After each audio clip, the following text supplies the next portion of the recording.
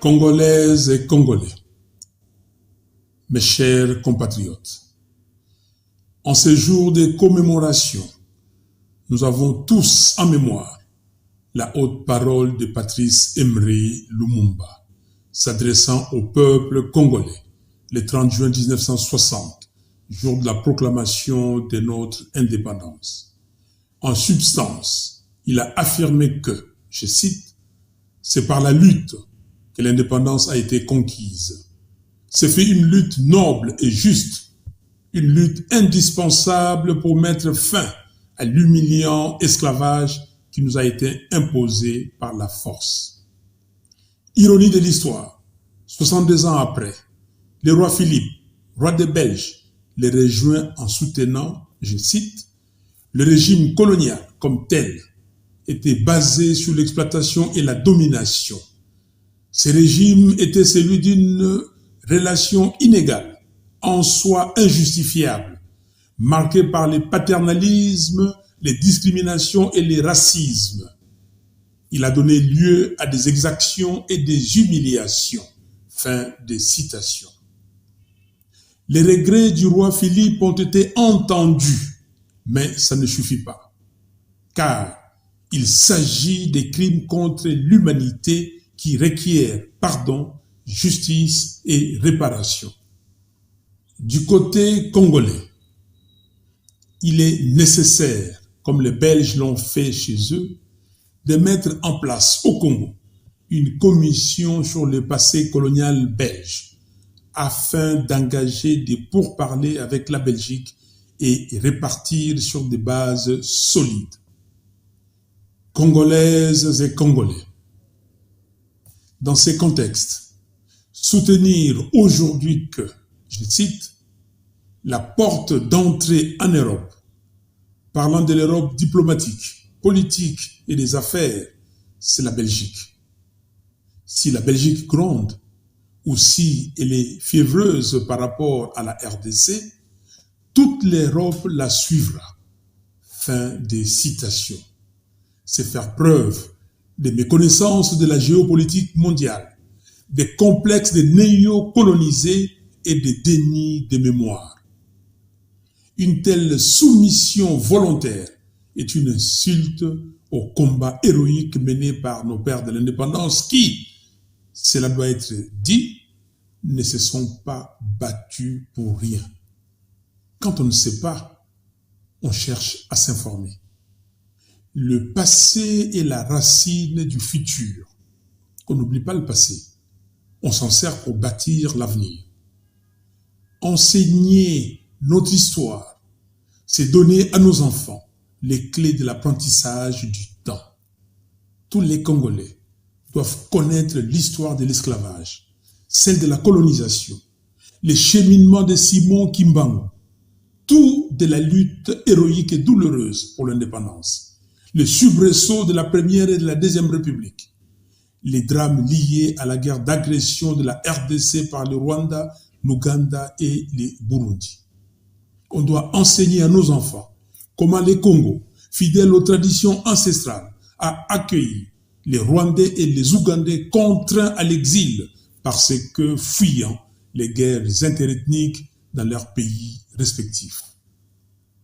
On doit aussi leur enseigner les circonstances de la naissance de la Troisième République, ainsi que tant d'autres faits qui ont émaillé l'histoire de notre pays.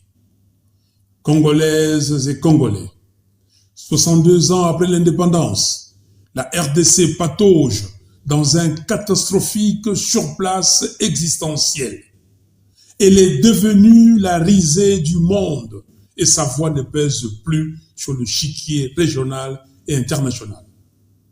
Depuis un quart de siècle, maintenant, ces institutions sont illégitimes, infiltrées et affaiblies. Notre pays est maintenu dans une situation permanente d'occupation, d'instabilité et d'insécurité, afin de pérenniser les pillages de nos ressources naturelles, en s'appuyant sur certains pays voisins bien identifiés. En effet, ce n'est plus un secret que toutes les guerres imposées aux Congolais depuis 1996 sont des guerres fomentées par le Rwanda et l'Ouganda, et le peuple congolais paye un lourd tribut pour avoir offert son hospitalité à des voisins fuyant la guerre interethnique chez eux. Cet état de choses est malheureusement facilité par la complicité de certains compatriotes. C'est ainsi que, par les biais d'élections truquées qui étouffent la libre expression de la volonté du peuple, le prédateur de nos richesses, des connivences avec leurs complices congolais, empêche l'émergence d'un leadership légitime et patriotique. L'agression dont nous sommes victimes actuellement nous interpelle, et avec nous toutes les consciences du monde. Nous devons rester unis derrière nos forces armées et ne pas céder aux intimidations et aux provocations de tout genre. La RDC compte plus de 450 tribus, composées des Congolaises et des Congolais, d'égale dignité, désireuses de vivre en harmonie dans l'unité et la concorde. Il est temps que la communauté internationale, qui avait facilité l'accueil de ces réfugiés chez nous, prenne ses responsabilités aussi. Le Rwanda, l'Ouganda et le Burundi doivent-ils sortir leurs troupes militaires du Congo? Il est aussi temps d'exploiter le rapport mapping de l'ONU et d'en donner une réponse adéquate en instaurant un tribunal pénal international pour les Congos. Congolaises et Congolais, au sujet de l'intégration de notre pays à la communauté d'Afrique de l'Est, il s'y est de rappeler que le Congo n'est pas un pays d'Afrique de l'Est, mais d'Afrique centrale. Par conséquent, on ne peut en aucun cas accepter la tentative de partition de notre pays telle que préconisée subtilement dans les communiqués du 20 juin 2022 sanctionnant le 3e conclave des chefs d'État de la communauté d'Afrique de l'Est. En effet, les communiqués précisent que, je cite, « Les chefs d'État ont délibéré sur la situation sécuritaire prévalant à l'est de la RDC et sur les mesures visant à promouvoir la paix, la stabilité et le développement dans l'est de la RDC et dans la région plus élargie de l'Afrique de l'Est. » Fin de citation. Notez avec nous la supercherie, le développement dans l'est de la RDC et dans la région plus élargie de l'Afrique de l'Est. Nous ne sommes pas dupes. Prenons conscience qu'un pays digne de ce nom ne peut sous-traiter sa sécurité et sa défense à d'autres, surtout pas à des pays qui convoitent ses richesses naturelles et ses terres. Il nous revient à nous, Congolais, de nous doter d'une armée républicaine, forte et dissuasive, à même de garantir l'intégrité de notre territoire et de protéger les personnes et leurs biens. Le Congo, avec ses richesses naturelles et sa population de plus de 100 millions d'habitants, doit être une puissance à même de jouer le rôle de locomotive en Afrique subsaharienne. Congolaises et Congolais, changer le destin des millions de Congolais, sortir notre pays de ces marasmes et le positionner de manière durable au centre des nations prospères requiert de la part d'un leader un amour viscéral du Congo. Il ne s'agit pas seulement des paroles, il faut des actes. Il n'y a pas d'amour sans preuve d'amour. Quand on vole son pays, on ne l'aime pas. Quand on instrumentalise la justice pour qu'elle revienne sur ses décisions, supposées prises au nom du peuple, on n'aime pas son pays non plus.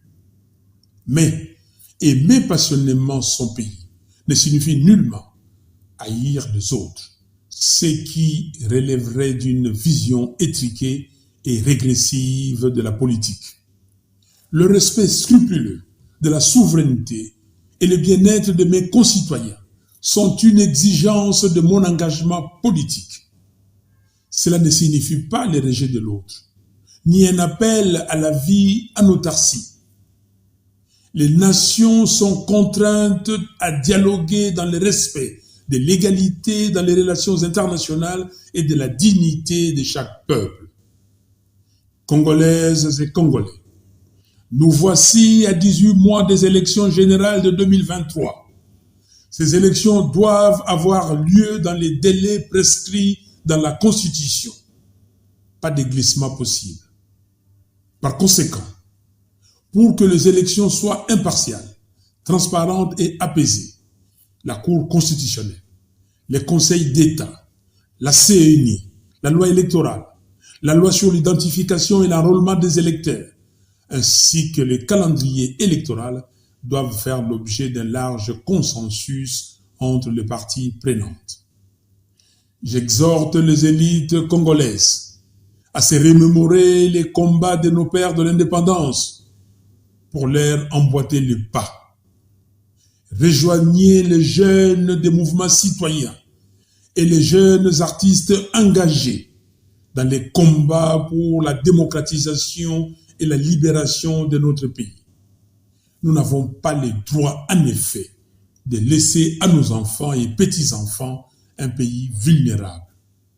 Sauvons le pays en danger. La nation, socle de l'unité et base du vivre ensemble. La République unie et indivisible. Et la citoyenneté comme participation volontaire à la construction responsable de notre destin commun sont des conquêtes de chaque instant. Elles se consolident dans l'épreuve et dans la durée.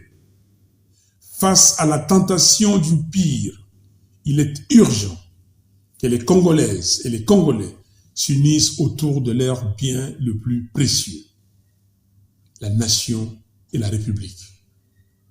Plus que jamais, un devoir de vigilance s'impose et nous devons nous battre pour sacraliser notre unité et remettre la cohésion nationale au cœur de notre projet social. Le Congo, cœur de l'Afrique et poumon du monde, a une vocation universelle. Il a le devoir absolu d'être un acteur dynamique dans les relations internationales et un artisan actif dans la consolidation des relations fraternelles dans les grands concerts des nations du monde. Grand pays d'accueil, doté d'une longue et solide tradition d'hospitalité, le Congo est une nation ouverte aux autres, soucieuse de la paix et de la fraternité universelle, gardienne jalouse des traditions ancestrales africaines.